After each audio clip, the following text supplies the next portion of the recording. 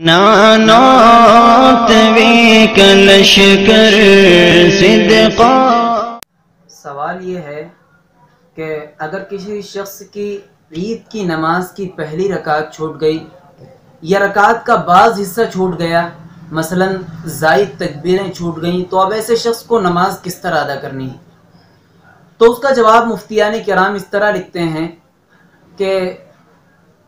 نماز عید میں رکعت کے چھوٹنے کی کئی ساری صورتیں ہو سکتی ہیں۔ پہلی صورت یہ ہے کہ امام نماز شروع کر چکا ہے اور زائد تکبیریں امام کہہ چکا، اس کے بعد آدمی نماز میں آ کر کے شرکت کرتا ہے، تو ایسے شخص کے لیے لازم ہے کہ وہ جب آئے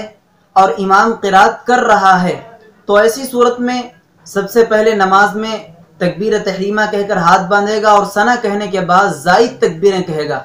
اور زائد تکبیریں کہنے کے بعد پھر امام کے ساتھ شریک ہو جائے گا۔ دوسری صورت یہ ہے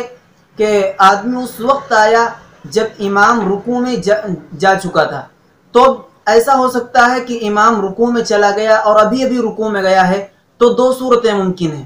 یا تو وہ آدمی رکوع کے اندر زائد تکبیرات بھی کہہ سکتا ہے اور رکوع کی تسبیح بھی کہہ سکتا ہے۔ اگر اتنا وقت ہے تو زائد تکبیریں بھی کہہ لی جائیں اور رکوع کی تسبیح بھی پڑھ لی جائے، لیکن اگر اتنا وقت رکوع کے اندر نہیں ہے کہ زائد تکبیریں بھی کہی جائیں اور رکوع کی تسبیحات کو بھی پورا کیا جائے، تو اس صورت میں رکوع کی تسبیح کو چھوڑ دیا جائے گا اور زائد تکبیر کو کہہ لیا جائے گا۔ اور ایک صورت یہ بھی ہو سکتی ہے کہ مقتدی اس وقت پہنچا کہ جب امام رکوع کر چکا تھا اور مقتدی نے رکوع کیا اور رکوع کے اندر زائد تکبیریں بھی ابھی تک پوری نہیں کر سکا تھا اور امام رکوع سے کھڑا ہو جاتا ہے، تو ایسی صورت میں جو زائد تکبیریں اس کی رہ گئی ہیں وہ ساری اس کے ذمے سے ساقط ہو جائیں گی۔ اور آخری مرحلہ یہ آ کر پہنچتا ہے کہ امام نے رکوع کیا اور رکوع سے کھڑا ہو گیا، یعنی مقتدی کی ایک پوری تکبیر چھوٹ گئی، ایسے آدمی کو مسبوق کہا جاتا ہے شریعت کی نگاہ میں۔ تو اب مسبوق کے لیے حکم یہ ہے کہ جب امام سلام پھیر دے تو سلام پھیرنے کے بعد یہ مسبوق شخص کھڑا ہوگا اور کھڑا ہونے کے بعد سب سے پہلے تعوذ، اس کے بعد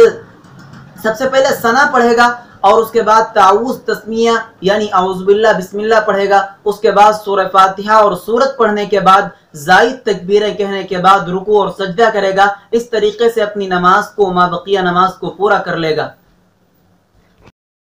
نانات وی کلشکر